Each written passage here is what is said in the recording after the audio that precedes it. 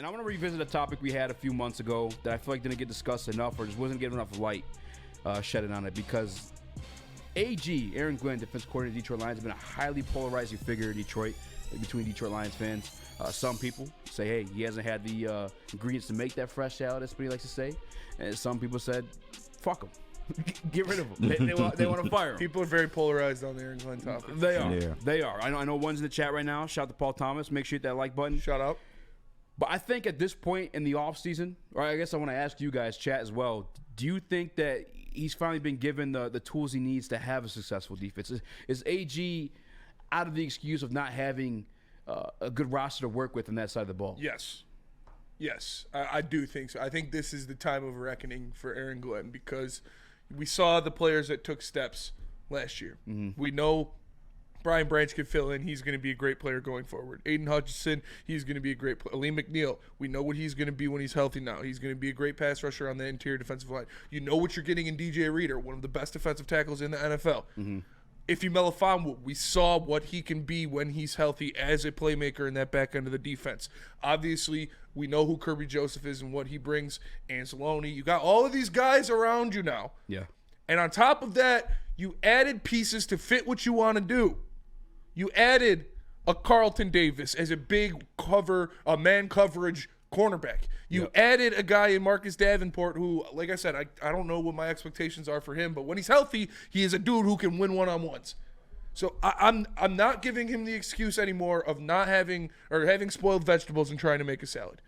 He's got ripe vegetables now. He's got his lettuce ain't limp. Like, that shit's flush. He's got to go out there and he's got to make some things happen, and I believe he will, because I give him a lot of credit for turning that run defense around. Yeah. Seemingly overnight when it comes to NFL terms. You went from one of the worst rushing defense teams in the NFL to the best in back-to-back years. So, like, I don't think a similar thing with the pass defense to where it goes from how awful it was to one of the best, but I think you could be top 15. Mm-hmm. I don't think saying they're a top 15 passing defense is asking for too much. And if the run defense stays where it's at, that's a top 7 defense. Yeah. So I expect that from Aaron Glenn. I expect that with the pieces that he's got, with the pieces. I still think they're going to get a difference maker in the draft on the defensive side of the ball. Mm-hmm. So, yeah, I think this year it's on Aaron Glenn if the defense struggles. Yeah, I think the only excuse or only bail you can give him in this situation is if there's an injury that happens. Mm-hmm. But you got to think you got hopefully James Houston coming back as well on top of the DJ Reader edition. And I get maybe you look at some of these guys, and some people have had those conversations. And Paul Thomas, I think you're one. I could be wrong on that one, but some people didn't like the Carlton Davis pickup. Some people thought it was a little bit overrated. Some people, which I think is crazy, some people thought the DJ Reader stuff was a little bit overrated. But I don't think that way. So for me, and my judgment of it, he should be able to cook something up. Especially, in my opinion, what can end up being a top 5 or for damn sure top 10 defensive line with a combination of DJ Reader and Lee McNeil alone. We brought up the numbers last week, how the trajectory of Lee McNeil is very, very, very similar to Justin Matabuke, who just had a breakout season. Yeah.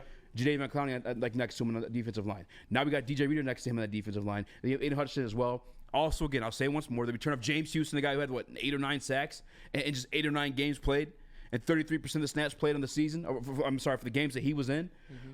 Yes, you should be cooking up. And although Carlton Davis may not be the elite shutdown corner that some people wanted out of this offseason, he's still able to run the scheme like you said. You still have that man corner that you wanted. That's the scheme that you fell in love with. That's the philosophy that you believe in. And even if Cam Sutton doesn't fit that too, we also have Amik Robinson too. Yeah. And then you have this draft class as well. Now, the draft class, we'll talk about it because KG wants to as well too, but we don't know what's going to happen just because Brad he kind of goes BPA. Mm-hmm. So I don't know if he's going to focus too much on the defensive side of the ball. If there's a guy there, he'll take him. But for me, I can't give AG the excuse or the bail of not having the players to cook with, because I absolutely believe he has the chess pieces to make something work here. Yeah. And I'm not saying it's going to be top 5. I'm not saying it's going to be top 10, but I'm saying it's definitely closer to top 10 than what it was last year. You shouldn't have to have 6 Pro Bowlers on the defense to be a good defense. Yeah. True. It's not going to happen on every team. And you got guys out there that are Pro Bowl caliber players on every level. And I think Jack Campbell takes a step next year. We talk about Lee McNeil and Aiden Hutchinson, what DJ Reader is going to do for them. I think he has the biggest impact on Jack Campbell's game and what he can do as that offense or as that linebacker, just screaming down the hill, being the menace he is. But you got guys back there now. You have one of the best safety rooms in the league. When you look at what if you put Brian Branch into that equation, which I do, and I just think they're gonna be tough, man. I believe in Aaron Glenn. I think he's gonna get this defense right, and Dan Campbell knows it too. Yeah, because we talked about Terrell Williams being Dan Campbell overstepping Aaron Glenn. Yeah, and making that call to bring in Terrell Williams because John Scott Jr. was not it. No. He was not it. Todd Walsh, very good. Yeah. He had those guys humming. He had Aiden Hutchinson have a great year. James Houston, obviously, great rookie year as well. John Scott Jr. comes in, not it. So Dan Campbell said, all right, we're getting Terrell Williams to bring him in here and get these guys right. And the secondary, I can't remember his name, but the same. Deshae Townsend. Yeah, Deshae Townsend, same thing. Dre Bly, love him. Right. Wasn't it. Yeah. It did not work, unfortunately. So. And I just want to get this out there one more time, too. Before, if it plays out and happens, just because I want to be the one that said it. Yeah. I believe if AG doesn't cook up, and I think we all should be rooting for him as Detroit Lions fans, but if he doesn't, I think that it's Williams' job to take over. The guy that Dan Campbell brought in. I mean, there's a reason he left unilaterally at the same position, as a defensive line coach to come here to Detroit. I mean, obviously, probably Dan Campbell's a little bit appealing in that, too. I know what we're doing as a team is probably a little bit appealing, too, but I think he's been – I don't know if that conversation's been had, but I guarantee that's just like the move, the route they go. It ends up Williams probably end up being your DC in that situation. And as you said, too, Jack Campbell, that step up, beyond just it being a sophomore season, we were top 10 run defense. I'm sorry, top 2 run defense in the league last year. Yeah. But it's because we had to sell out to stop it. The linebackers focused on the downhill before they did anything else. You're talking about a guy with a 6'5" frame who no longer has to sell out to stop the run. Too. Yeah, the RAS score is off the charts. Who no longer has to sell out to stop the run. They can now fully focus back, just drop back in coverage and utilizing that 6'5" frame. Yeah. On top of guys one of the knocks we had on Carlton Davis when we had Samir on was when he said, Carlton Davis, he gets PDs, but never intercepts the ball. Okay, I'm fine with that. That's your job, by the way. Interceptions are nice, and I'm fucking super excited when we get them. But your job at the end of the day is to stop the ball from being caught. And if you get a PD, I'm cool with that. But if that ball's happen to be tipped into the hands of a Jack Campbell or in the hands of a Brian Branch, Brian Branch had 2 interceptions off deflections last year. Right? You're decorating the secondary with those type of guys now. And I expect it to be, again, as long as everyone stays healthy, to be utilized in that way. I am excited to see this defense. Over this weekend, man, I was like, fuck, I cannot wait to watch DJ Reader in this defense. Like I said, man. Jack Campbell really over 110 tackles next season. You can take that to the bank. I'll do you one better. Yeah. 1 or 2 interceptions. 1 or 2 interceptions with Jack Campbell next year. I like it. I'm calling it right now.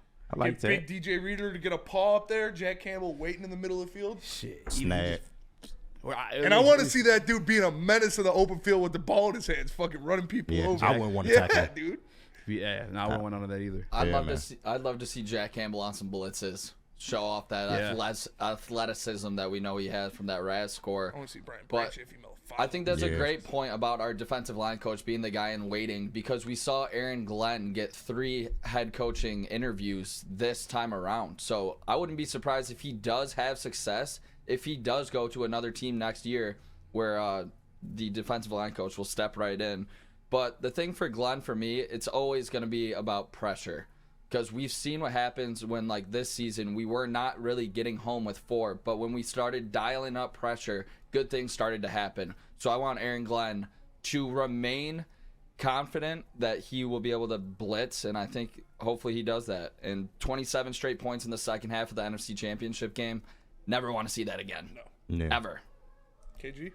Yeah, so, I mean, to me, you still have a weakness at that other edge position. So, and that could be addressed in the draft, but they seem like they wanted to do a rotation at that position, fine. But you have added 2 top 20, arguably top 10 players to your defense in positions of need. That's cornerback and that's D tackle. So, I don't think he has much excuse. And even the injury excuse is kind of played at this point, because you had injuries to your 2 biggest signings last year and you still made it to the NFC Championship. Yeah. So I think we just need to see improvement on a week-to-week basis with this team. And it's not just the signings. Your young players are getting better as well. You got your Iffies, you got your Branches, Campbell, Hutch. They should all take a step up, in a perfect world. And then you add those 2 top 20 arguably top 10 signings to your defense. I don't think he has much excuse, man. I definitely want to see this improve because I think this is a hot seat year for him. Yes, he can probably get a head coaching job, but a lot of it is going to go into how this defense looks throughout the year, man. So I'm hoping that they can look a lot better. To me, there's no excuse. They should be at least a top 15 defense, and I'll put my hat on that now. I agree. Yeah, I'm with you too. And it's a couple comments over Sports Chat. I think it's Thomas Rotundi. Shout out. Make sure you smash that like button. He's just he's not really sold on the Jack Campbell hype. And I said, well, you can't really judge him off his rookie year. And he brought up Brian Branch. He brought up Sam Laporta. Which the Sam Laporta stuff is actually like otherworldly. Like that doesn't happen at the tight end position. Yeah. Like even like you go to the greats, Rob Gronkowski. I mean, name them off. Go look at the first 2 seasons as rookies. Didn't do much. Sam Laporta, otherworldly. Like, congrats to him. But that's a tough position for me, at least, as a linebacker position as a rookie. For those guys to get down the coverage, like recognizing like run schemes. And the other part of it too, again, some of what he does or some of what he is was sacrificed in stopping the run last year because we didn't have we had a great run defense, but we had to sell out to stop the run. Yeah. That's half the reason we got carved up on the passing game too. That's no longer the case with DJ Reader. And it's not like he had this awful rookie season. Like he had 95 tackles. He was top 10 in defensive rookie of the year voting. Bro. Like it's not like he was this terrible rookie linebacker. He just wasn't all pro. Like, and I think he's got the potential to be an all pro linebacker in this league. It's not like he was god awful his rookie year. He just wasn't amazing like Gibbs and Laporta were, which is nobody expected those 2 guys to be that good that quickly. Yeah. And I think he's going to have a great year again. And remember, he was playing Sam for the first 4 weeks. Yeah, he was getting serious PT. Yeah, and really early in the way to get him out there. Early in the season was where most of his struggles was. Like as the year went on, he improved and improved and improved. So yeah, the Jack Campbell slander got to stop, man. I'm with you on this, man. And one more point to say, and one more shout out to make. But the perfect example of not judging a guy at the linebacker position specifically with this team. Look at Derek Barnes. I mean, we were. And I apologize for it, but we were clowning him on this very show. He was praying to God. Yeah, and it worked. And it worked. Yeah, God answered his prayer. Year 3, Derek Barnes sealed the deal to go to the NFC Conference Championship with an interception. Yeah. And the shout out I want to make is to Calvin Shepard. Because I think he's a damn good linebacker coach. Yes, he is. So that's also the guys that help Jack Campbell take this step up, and you should also expect that in a sophomore season anyway. To judge any guy off his rookie year is just kind of crazy to me. Unless you thought he was just absolute ass going into it, which I guess some of us. Yeah, sorry. We didn't think he was ass, but we didn't believe. Sorry, he wasn't prime Luke Kuechly. His rookie year. Come on, man.